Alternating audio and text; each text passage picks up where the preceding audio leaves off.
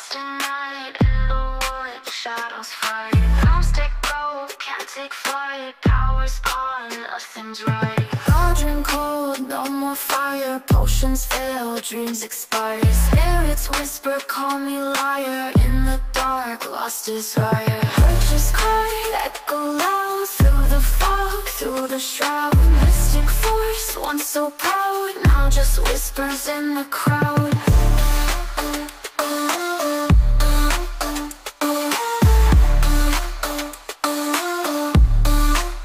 Babalan TV.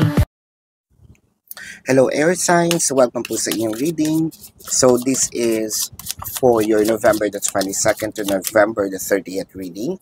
Para po sa mga bago, don't forget to click the subscribe button, smash the like button, comment below kung kayo po yung nakaka-resonate, and hit the notification bell. Kung gusto nyo pong sumali sa ating live sessions, dun po yan sa ating kabilang channel, that is Babaylan TV. No? Yan po ang ating unang channel catered for our international audience. And kung gusto nyo pong sumali sa live sessions, katulad ng sinabi ko, you're very much welcome, no? Na sumali sa ating live sessions. Kung hindi nyo po naaabutan yung live sessions, pwede naman kayo magtanong dito sa ating comment section as long as the question po is answerable by yes or no. I want you to know that this is a general reading. You may resonate with the entire reading or you may resonate with some bits and pieces of the reading. Take what's only yours. Magsimula na po tayo. So, air signs, the Two of Cups, and the Judgment.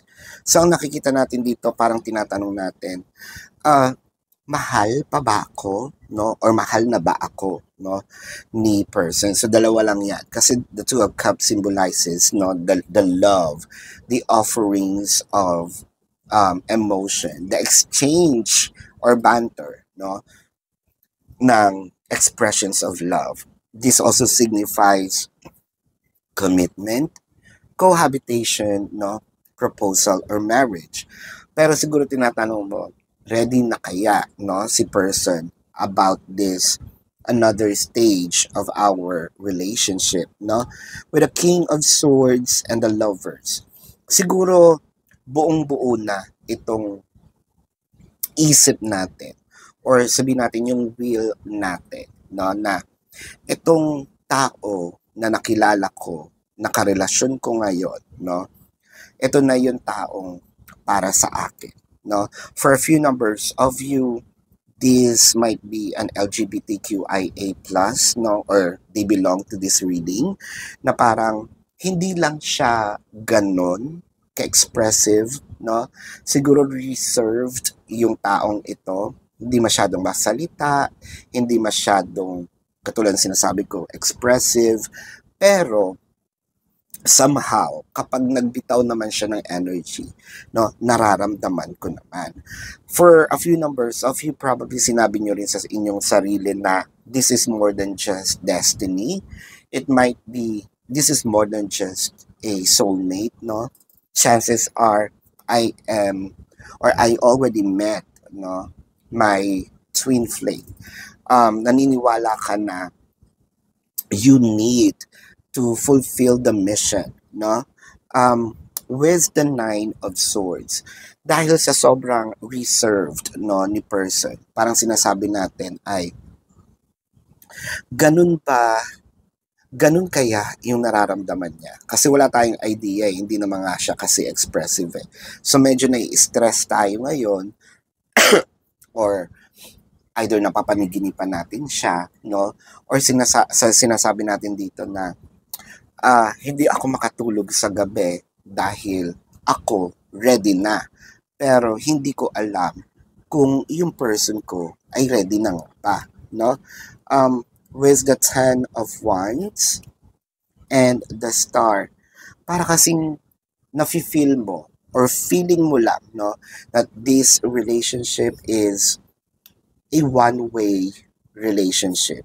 Although, kahit naman na alam mong mahal ka, hindi ka kasi sure dahil hindi nga sa'yo nasasabi. Or kapag meron naman siyang mga binabanggit, no, parang madalang pa sa patak ng ulan, no? Or parang once in a blue moon, no? Lang siya mag-express ng kanyang emotion. So, nahihirapan tayong kunin, no? Siguro kahit yung I love you, no? Baka nagbago din ang kanyang pananaw sa buhay. Or talagang, the person's just built like that. May mga tao kasing hindi talaga expressive kahit anong gawin natin, no? Ito yung mga taong mahirap din magalit kasi parang kinikim-kim-kim-kim nila. Pwedeng ikaw ito, pwedeng ito yung person mo. No, you can exchange the roles. What I am reading here is the dynamic naman, no? What I'm reading is the dynamic. So parang yung isa dito, I am fully decided, ikaw na ito, no? I placed you in a pedestal, no? Parang wala na akong ibang focus, no? Sabihin natin, sige, sa'yo na umikot itong mundo ko, no? With the Knight of Cups and the Six of Swords. Kaso lang, parang medyo nababagalan tayo sa flow. So parang meron ditong naiinip na, no? Naiinip ako kasi parang hindi ako satisfied sa flow, no? Ako kasi ready na. Yung sa'yo, hindi ko, yung parang kung ako yung person, no, na binabasahan ko, sa akin ready na ako. Hindi ko alam sa partner ko. Nababagalan ako, hindi na nasasatisfy yung need ko, no? Hindi nasasatisfy yung happiness ko. Kahit gusto ko siya, kahit ganun yung love, no? Hindi naman sa humihingi ako agad ng kapalit or pantayan, pero kasi parang minsan or madalas, no? Wala. With the Page of Cups, the Knight of Pentacles, and the Nine of Cups. So, parang naging complacent, no? May complacency dito sa relasyon na ito. Ibig nating sabihin is, parang na-stuck tayo, no? Sa isang sitwasyon na, kumbaga, if we're living it together, or sabihin nating mag-boyfriend, girlfriend tayo, boyfriend, girlfriend, no? Or we are in a relationship, parang hindi na siya nag-jump into another level of commitment, which is, yun sana yung dinidream ko, no? Clarify natin yung Page of Cups with the Ace of Wands and the Ten of Swords. So parang siguro iniisip dito ng isang tao, sex nga lang ba ito? Sex nga lang ba itong relasyon namin? Kasi ang gusto ko is maisakatuparan, no? Itong mga wishes ko. With the Knight of Pentacles clarified by the Knight of Swords and the King of Cups, hindi ko na rin siya ngayon. Parang gusto ko itong relasyon, no? Pero hindi ko na pinupush, but I am hoping, no? Kumbaga isinet aside ko muna yung pag-asa. Pero kung dadating, of course, bakit hindi? Pero nakakainip lang kasi walang improvement, no?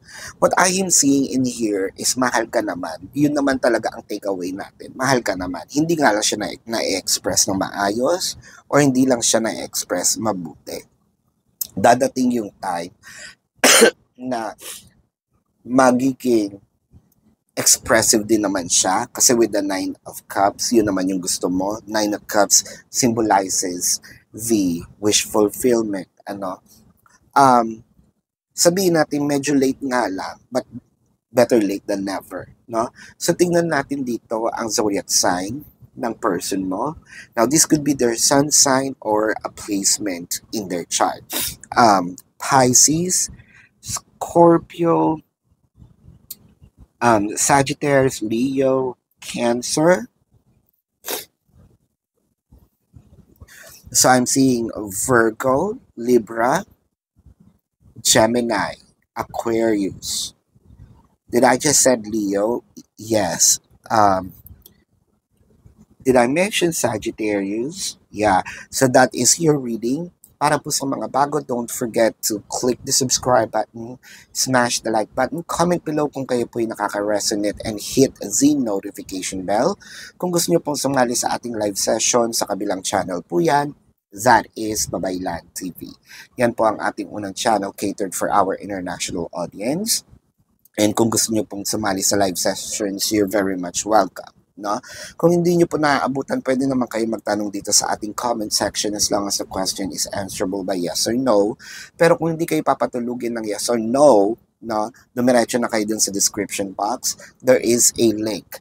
Click the link, you will be routed to my website. May bayad po yung mga tanong, no? So I also created a 4 questions plus 1. Take advantage of it. And if you want to book a private reading, nandun din po siya. This is your reading. Love and light to you. Namaste. See you po sa susunod na reading. Goodbye.